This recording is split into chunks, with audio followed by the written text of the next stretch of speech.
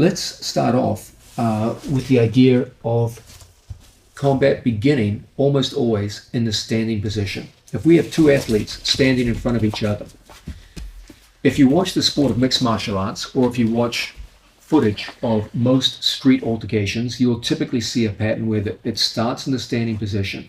In the standing position, human beings can employ the tremendous rotational and kinetic drive of their legs, hips, and shoulder rotation to generate huge amounts of kinetic energy. So you will see people punching and kicking with tremendous effect. That changes remarkably once two human beings go down to the ground. The amount of kinetic energy that we can generate in standing position is vast, but the amount of kinetic energy we can generate down on the floor is significantly reduced. So as a general rule, not always, but as a general rule, the first step in Brazilian Jiu-Jitsu is to take away the wild energy of a fight, which can result in a catastrophic loss. Our first goal is to restrain our opponent by taking them down to the ground. Just as cowboys always take a steer down to the ground before they brand it for their own safety, rather than try and do it on a standing steer, which would be a very dangerous way to make a living, so too, Brazilian Jiu-Jitsu generally favors the idea of taking a standing opponent and taking them down to the ground. This can be done in two ways. It can be done where we actively put the other man down, or it might be reactively where he puts us down. So there's two basic ways in which Jiu-Jitsu can operate. From top position, that's one general system that Jiu-Jitsu employs, and bottom position, and that's a different system. We're going to look at both. Let's look at the more favorable situation where Gordon Ryan takes Bernardo down with a simple double leg takedown. Good, as we rotate around for the camera. Once we get down to the ground, we notice something very interesting. Bernardo is flat on his back and has been taken down successfully. So there's some degree to which the fight is being made safer by Gordon Ryan. There's less chance now of a catastrophic knockout punch or kick. However, there is still a significant amount of danger going on here. Bernardo still has his legs between himself and Gordon Ryan. His legs form a barrier between their two upper bodies. If Bernardo used his legs to kick upwards at Gordon Ryan, he could still do catastrophic damage here with an up kick. And Bernardo, being a very skilled fighter, could also use his legs to attack Gordon Ryan with arm locks, strangleholds, etc., etc. So there's still considerable danger for Gordon Ryan as long as the legs of his opponent are in front of him. If he's a trained fighter like Bernardo, the danger is mostly submission holds. If he's a less trained fighter, or the context is one of street fighting, it may well be up kicking. Either way, it's a bad thing to be caught in front of someone's legs. So as a general rule, Brazilian Jiu-Jitsu always favors the idea, once you've taken an opponent down to the ground and you've achieved top position, getting past your opponent's legs. If we line up towards the camera, guys. As Gordon goes in to employ a guard pass, he goes past his opponent's legs and goes into a dominant side position. You will see now that Bernardo's legs can no longer form an effective part of the fight. Okay, it's very difficult for him here to use his legs effectively to fight Gordon Ryan. But Gordon Ryan, on the other hand, can easily go into a vast array of upper body submission holds here. In addition, it's a very controlling pin where he can simply hold his opponent down for long periods of time. You will notice, however, that Gordon Ryan's chest has to be down on his opponent. If he straightened up and started to throw punches at Bernardo, it would be very easy for Bernardo to get back up and either take him down or even just bring his legs back in and recover guard. So, knowing this, if Gordon Ryan wanted now to begin striking with control down on the ground, he would have to shift position. One possibility would be a knee on belly position. This is a very fine striking position because now space is developed between his upper body and his opponent's upper body, and this space gives him an ability to start throwing punches with tremendous effect at his opponent. However, it does come at the price of stability. This is not the most stable position. You can see if Bernardo starts moving around, it's not really a particularly stable position. So though it's a fine punching platform, it does lack somewhat in stability. So it scores some points in the sport of Jiu-Jitsu, but not maximum points. Perhaps a better option would be for Gordon Ryan to slide his knee across into what we call the mounted position. Now, this is a very fine punching position because as Gordon Ryan rises up, again, we get space between the two upper bodies, which creates a strong punching platform. And from here, tremendous blows can be thrown with fists and elbows, etc. In addition, he's over his opponent's hips, and he can use his legs to create strong wedges around his opponent's hips. So if Bernardo tried to twist and turn out of here, it would be a difficult thing for him to do so. It's a much more stable punching platform than knee on belly. Because it's a superior punching platform, it scores more points in the sport of jiu-jitsu. Now, if Bernardo reacted to the punches by wildly turning his back on his opponent, we would get to another very, very dominant form of position. And if Gordon Ryan flattened his opponent out in this position, this too is a very, very fine, stable punching platform. Not only is it a superb punching platform, but it's also an excellent position to start going into submission holds, where instead of using kinetic energy through strikes to render an opponent unconscious, we use strangulations and arm locks to threaten unconsciousness via strangle or rolling into an armbar and finishing by breaking our opponent's limbs. You can see what's going on here. First, we removed the single most dangerous element of the fight, which is the wild kinetic energy which can be created in the standing position. We did this by taking our opponent down to the ground. Once we achieved top position, our next thing was to get past our opponent's legs. The legs represent danger. Our opponent can kick at us, and he can employ submission holds from bottom position. He can sweep us, put us down on our back, etc., etc. So once we've achieved top position, our whole thing is to clear the legs and get to a dominant pin. The measure of dominance follows a simple rule. The more control I have of my opponent's body, while at the same time distance between my upper body and his so that we can throw punches, elbows, etc. with effect, the more we get that, the more reward we get in the point system. The ultimate position is one where we get behind our opponent, where you have the ability to hit and strangle and arm lock them while they have no ability to do the same to you. Even the mounted position, as good as it is, there's some opportunity for your opponent to throw punches back. Granted, it's not a very good opportunity and could even lead to submission holds being performed by the top man. At least there is some capacity for the opponent to fire punches back. But all that changes when you get behind somebody. When they turn and we get behind, now the man on bottom is 100% defensive at this point, and they can be attacked with equal efficacy with both submission holds and strikes. So this is the most desirable position in the sport. Thank you, guys. Now, this looks at a situation where we took our opponent down, and you could see there was a simple four-step system working in this case. Step number one, we took our opponent down to the ground, and we removed the single greatest danger, which is the ability of our opponent to engage in a catastrophic knockout through generating huge amounts of kinetic energy in a standing position with punch, kicks, elbows, knees, etc. So we took them down to the floor. Step number two, we went past their legs, so-called passing of the guard, where we get past their legs and into a dominant upper body pin. Once we get a dominant upper body pin, we use movement around our opponent's body to go from one pin to another. The more that pin offers control that leads into striking ability on the floor, the more reward the pin gets in the sport system of jiu-jitsu. And this culminates in the fourth step, the idea of submission, using a joint lock or even better, a stranglehold to finish the fight in a very decisive fashion. So this would be the top system of Brazilian jiu-jitsu. Now, what if we took the other angle and we were the ones who got taken down to the ground? Perhaps the opponent tackled us and put us on the floor. Well, then the situation gets a little bit more ambiguous, but still pretty simple. Let's have a look at it now. Let's look at a situation where Bernardo Faria takes down Gordon Ryan and puts him straight down to the floor. Let's face the camera, guys, so we get an angle. Okay, right off the takedown, there's an opportunity for us to attack, provided we have our legs between ourselves and our opponent. I'm going to say this again because this is a key theme behind the sport of jiu-jitsu. If we're going to be in back position, we always want our legs as an intermediary or a barrier between ourselves and our opponent. I always want my legs between my upper body and my opponent's upper body. This is a key theme. Now, what if that didn't happen? What if Bernardo Faria not just took Gordon Ryan down, but actually cleared his legs and ended up across his side. Well, our first responsibility in the bottom position is always to recover our legs and get our legs back between ourselves and our opponent.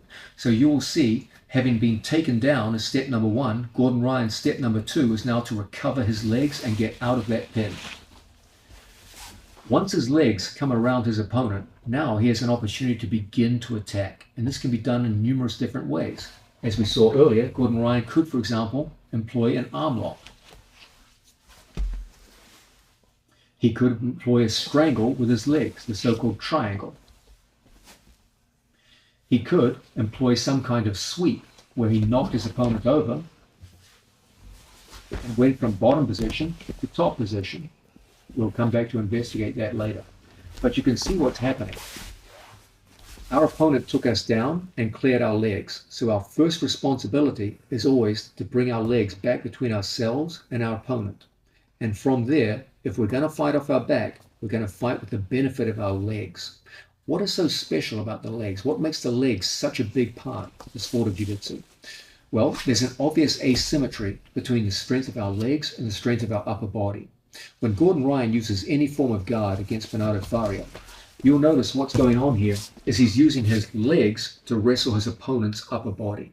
And if he can do this, locking onto his opponent and turning him over, or coming back to the same position, guys, locking up a submission hold, say a triangle, for example, he's using his legs against his opponent's upper body to create a situation where an asymmetry between his leg strength versus his opponent's upper body strength means that there's a very high likelihood of victory on his part. Remember, for a smaller person to defeat a bigger person, it's almost always going to take your legs against their arms if you're going to fight from bottom position.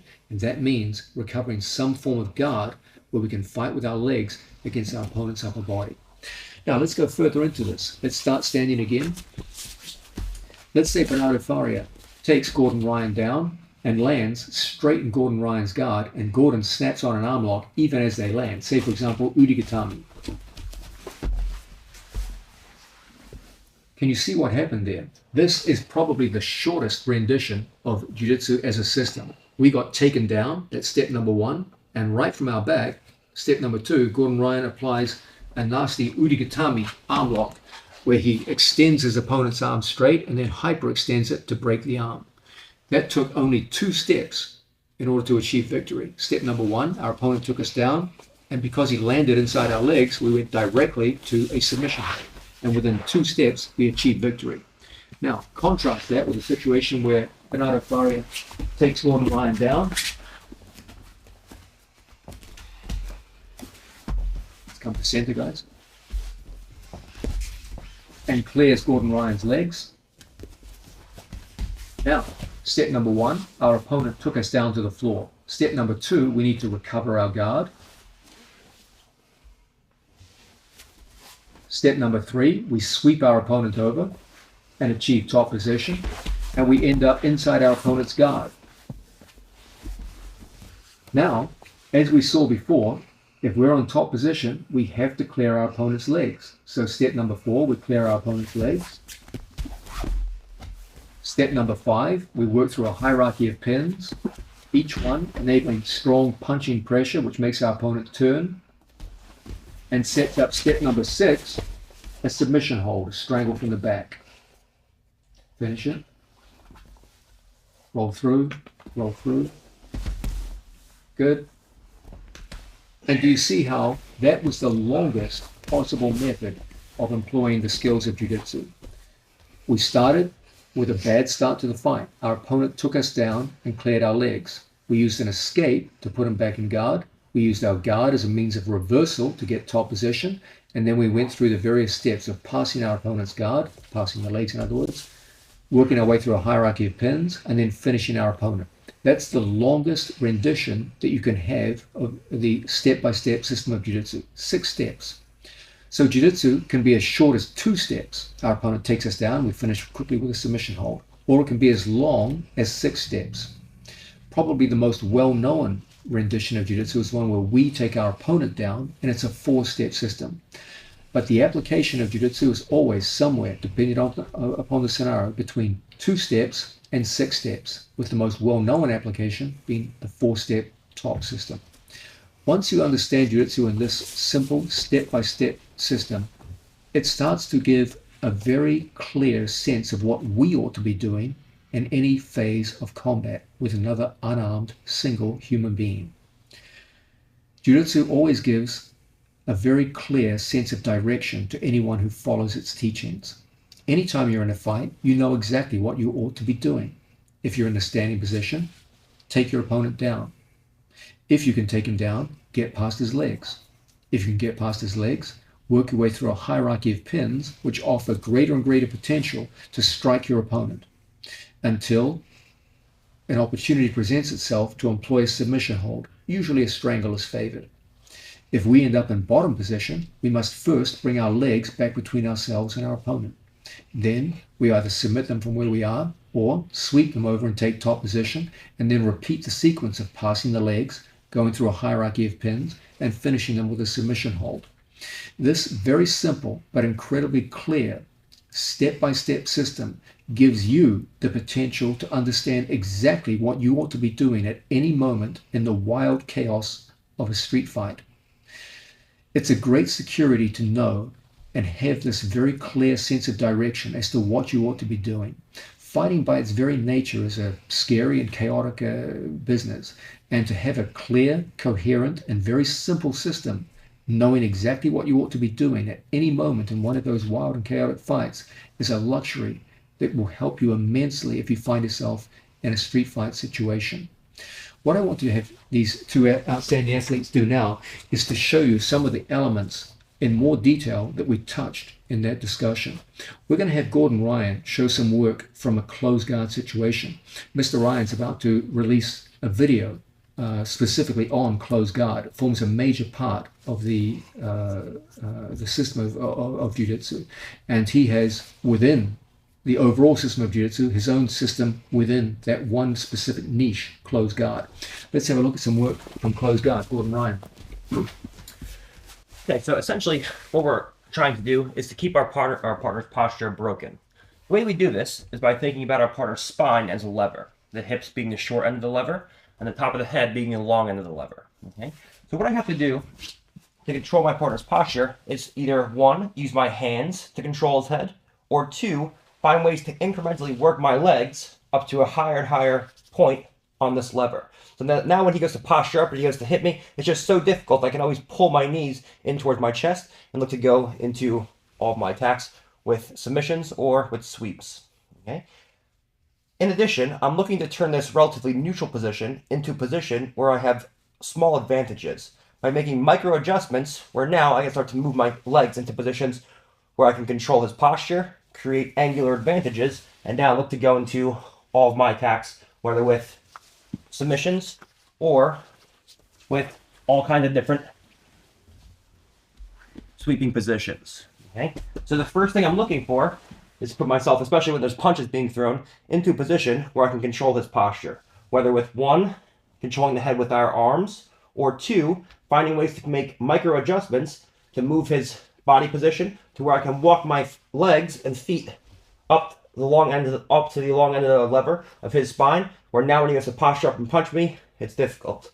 If I can take elbows across the body and control posture, now I have 2 things. I have the ability to control his posture, and I have angular advantage. So now when he goes to hit me from here, he can't posture up, he can't even get his hands in the right position, and now I can start to go into all of my attacks, where I can either go into submissions, I can take him over for sweeps, I can start to come in and go for back attacks. Okay? So the first thing we're looking for is ways to control his posture, whether through using my upper body or exploiting the asymmetry between the strength of my legs and the strength of his upper body. If I can do this, it will always lead me to these small micro advantage positions where now I can control his posture and look to easily go into all of my either submissions, sweeping positions, or back take positions. Now, Bernardo Faria is going to demonstrate a different aspect of jiu-jitsu, one that he was legendary for. This is the ability to get past an opponent's legs using one of his signature methods, the over-under guard pass. Bernardo? So guys, this in the sport jiu-jitsu, this was always like my way to go. It's a very simple way to get rid of the leg without giving my opponent too many options to attack me. So all I have to do is to make sure that I'm gonna cover one of his legs using my left hand to control his leg and my right arm to cover his leg with my armpit. Once I'm here, I'm pretty much blocking the hip of my opponent. And if he can move his hip, if he cannot move his hip, it's gonna be hard for him to move his legs. So now the next step I'm gonna do, I'm gonna stay on toes and I gotta make sure to stretch his leg down. If his knee's pointing up, it means that I'm going against his leg, so I don't wanna do that. What I wanna do is I wanna walk a little bit to the side, stretch his leg down, and now walk to the mirror. So when I'm on this spot, I have like my lower body on top of his leg, and it's gonna be very hard for him to bring this leg back because it's stretching. So now all I have to do is jump over, skip over, drive to his side, and establish the side control, getting rid of his leg.